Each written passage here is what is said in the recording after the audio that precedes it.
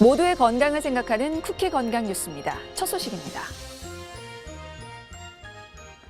골다공증으로 인한 골절이 만성 질환인 당뇨병이나 천식보다 환자를 더 괴롭게 하는 것으로 조사됐습니다. 이화여대 약학대학 연구팀이 건강보험 빅데이터를 활용해 골다공증과 골다공증 골절의 질병 부담을 분석해봤습니다.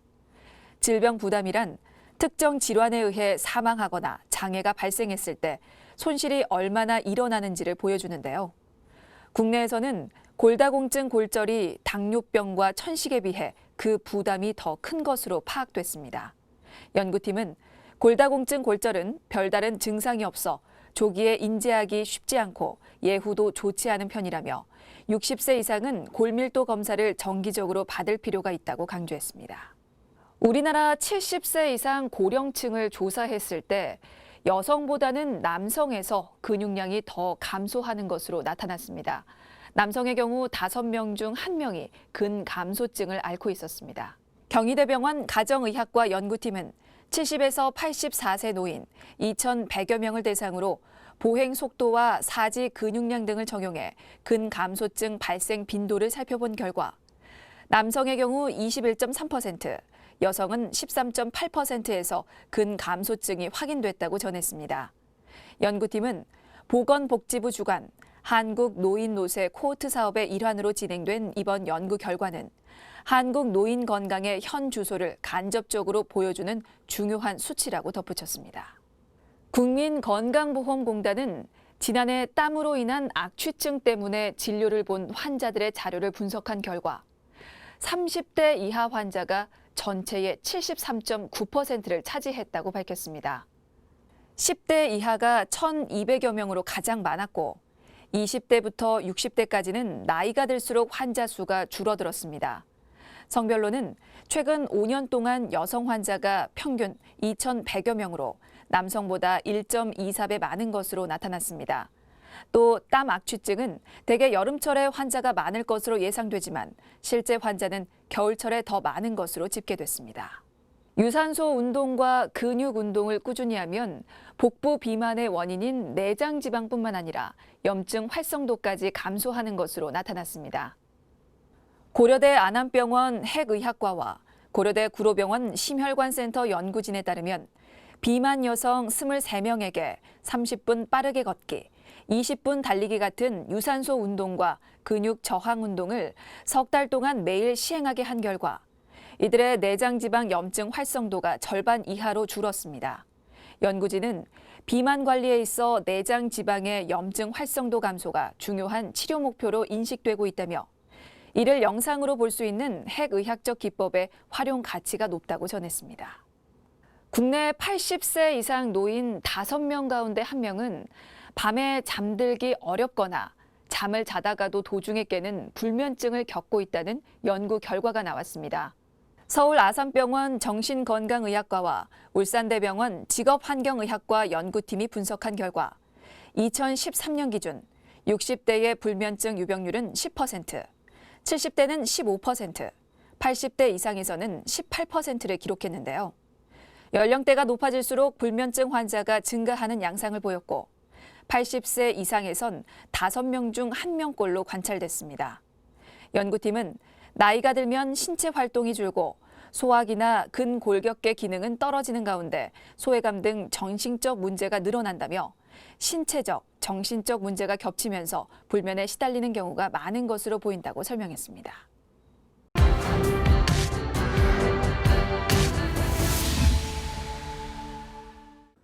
정상적인 생활을 하던 사람이 나이가 들어서 여러 가지 원인에 의해 뇌 기능이 손상되는 사례가 적지 않습니다.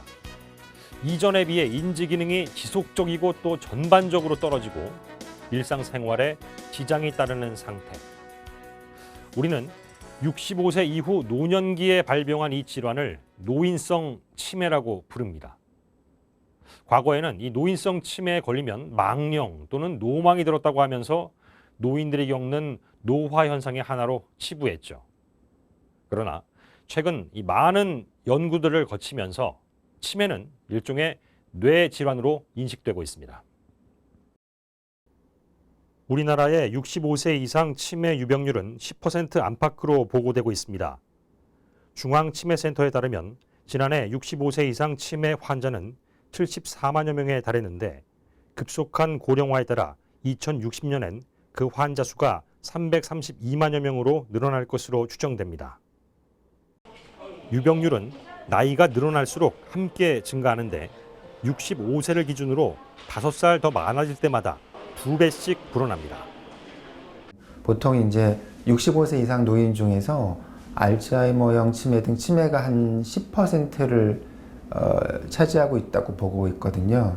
근데 65세에서 70세가 5% 정도 치매 유병률이 있고, 그 다음에 70세에서 75세가 그거의 2배 10%, 그 다음에 75세에서 80세가 또 그거의 2배 20%, 또 80세 이상은 또 그거의 2배 40%, 이런 식으로 유병률이 대략 5년 차이로 2배씩 되고 있기 때문에 80대쯤 접어들면은 치매에 대해서 많이 경각심을 갖고 예방적으로 미리 대처를 해야 된다고 봅니다. 노인성 치매는 한 가지 질환을 가리키는 말이 아닙니다. 다양한 원인 질환에 의해 발병하는 치매를 통틀어 말하는 건데요. 주된 원인을 꼽자면 알츠하이머병과 혈관성 치매를 들 수 있습니다. 알츠하이머병은 노인성 치매에서 약 70%의 비중을 갖는 퇴행성 뇌 질환으로 8에서 10년에 걸쳐 기억력을 포함한 인지 기능이 서서히 악화되는 병입니다. 혈관성 치매는 뇌출혈이나 뇌경색이 동반돼 발생하는 경우로 대개 이 같은 뇌혈관 질환이 반복되면서 뇌 조직에 손상을 가하게 됩니다. 노인성 치매라고 하면은 여러 가지가 있거든요. 수십 가지가 있는데 그 중에서도 가장 흔한 거는 알츠하이머 병이라고 합니다.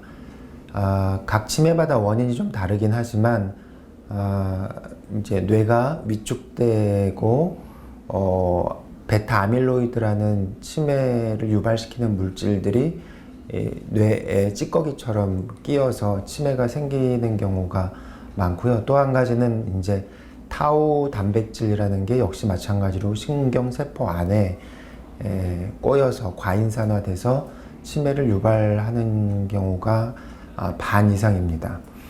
그 밖에도 뭐 혈관성 치매라든지 전두축두엽 치매라든지 루이체 치매라든지 그 종류에 따라서 원인은 다양하게 말씀드릴 수 있을 것 같습니다. 노인성 치매는 기억력, 또 언어 능력, 시공간 인지 능력 등을 저하시킵니다. 상황 판단력이나 일상생활 수행 능력도 떨어지게 되죠. 더불어 이 신체적으로는 일정 부위에 마비가 온다거나 시야 확보가 어렵고 요실금과 욕창, 낙상 등을 경험하는 사례도 이어질 수 있습니다. 또 행동심리 증상이라는 게 있습니다.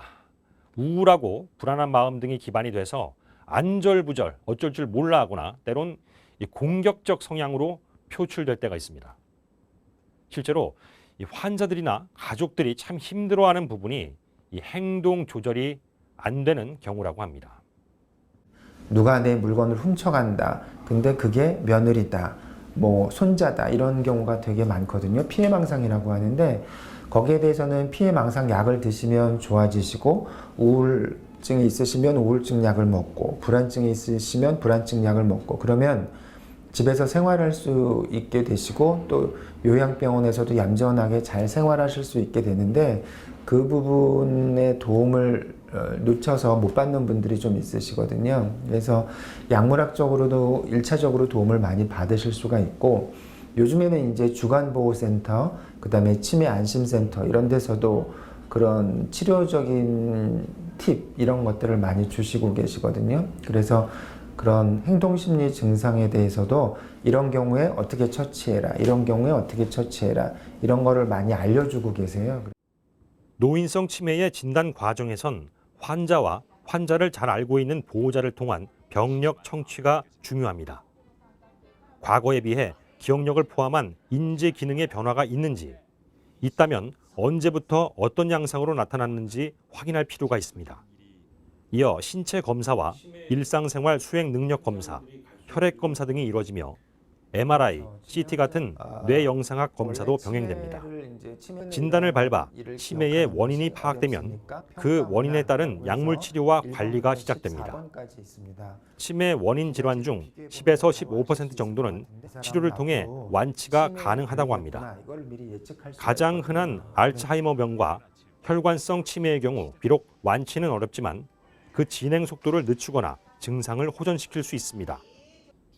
추적 관찰 결과 약물 치료를 제대로 받지 않으면 일상생활이 더 어려워지거나 집이 아닌 요양원에서 생활하게 될 가능성이 훨씬 커지는 것으로 나타났습니다.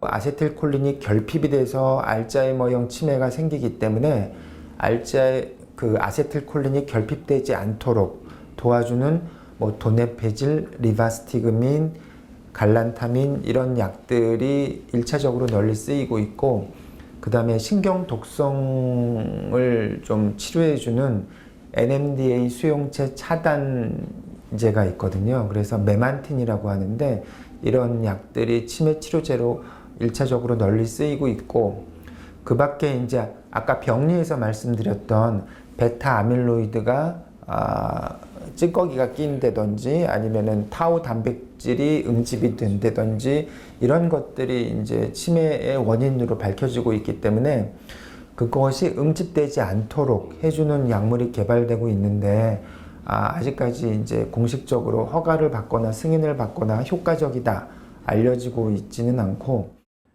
약물 치료에 쓰이는 약은 매일 복용하게 됩니다. 치매 환자들이 약을 자주 챙겨 먹기 어렵다는 점을 감안해서 하루에 보통 한 번 처방한다고 하네요. 공격적 성향 때문에 먹는 약은 그 표출이 잦아들 때까지 한 1, 2주간 복용을 하고, 우울증이나 또 불안증을 호전시키는 약은 보통 6개월 이상 먹게 되는 경우가 많다고 합니다. 증상에 따라 이렇게 약을 먹는 기간이 달라질 수 있습니다. 인지 기능을 개선하는 약이라면 평생 복용해야 합니다. 치매가 생기면 뇌가 위축되고 뇌 안에 이 찌꺼기가 지속적으로 끼기 때문에 원상태로 복구하기가 쉽지 않은 것이 사실입니다. 하지만 이 치매 중에서도 되돌릴 수 있는 치매가 있습니다. 그 비율이 약 15% 안팎인데 중요한 게 조기 진단입니다. 이 치료 시점을 잘 잡으면 환자의 완치 기회를 살려낼 수도 있습니다. 더불어 완치가 어려운 치매에 걸렸다고 하더라도 계속해서 나빠지는 게 아니라 치료를 잘 받으면 악화되는 양상을 지연시켜서 기본 생활을 유지할 수 있다고 전문의들은 강조합니다. 치매를 예방하는 데는 운동만 한 게 없습니다. 일주일에 3번 이상, 한 번에 40분 이상 약간 숨이 차고 땀날 정도로 걷는 운동이 가장 효과적입니다. 그리고 이 메모하는 습관, 또 주변 사람들과의 적극적인 유대 관계 등이 도움이 될 수 있습니다. 현재 지역별로 설치된 치매 안심센터를 이용하면 60세 이상 무료 치매 검사를 받을 수 있습니다. 인지 기능이 전 같지 않다거나 또 급격한 성격 변화가 있다거나 또는 젊었을 때 술을 자주 많이 마셨다면 더 늦지 않게 검사를 받아보실 필요가 있습니다.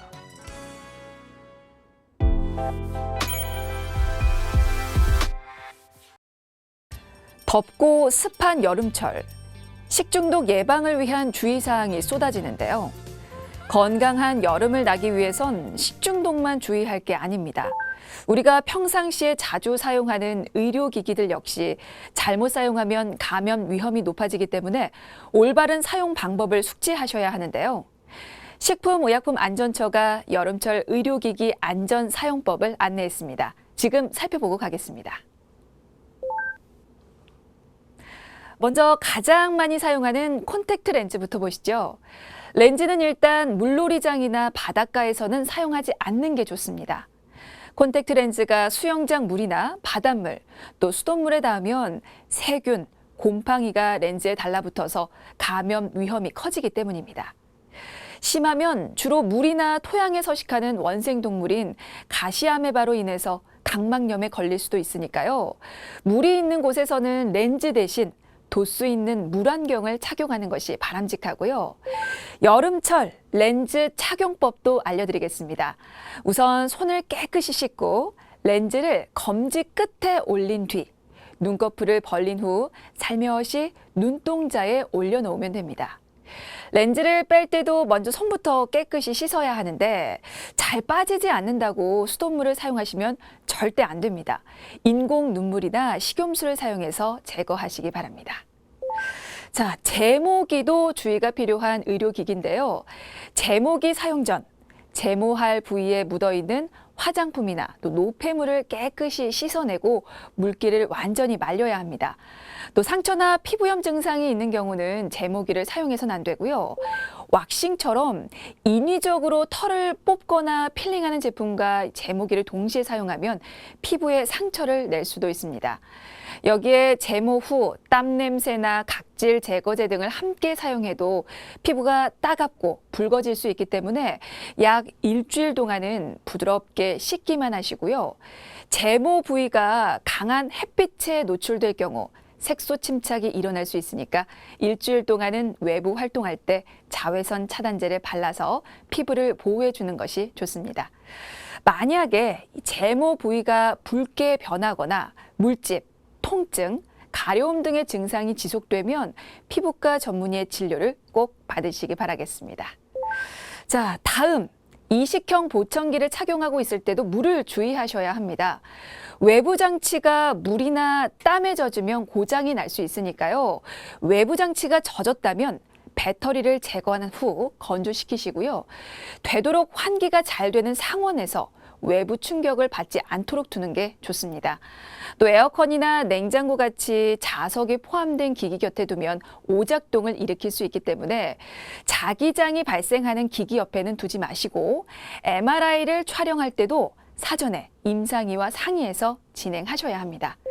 자, 여름철 기억해야 할 의료기기 주의사항은 여기까지인데요. 이제 곧 휴가철이죠.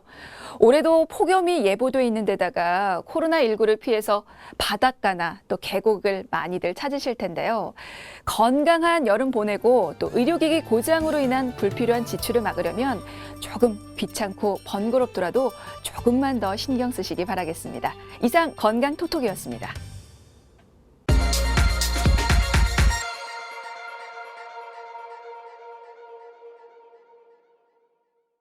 쿠키 건강 뉴스 여기서 마치겠습니다. 시청해 주셔서 고맙습니다.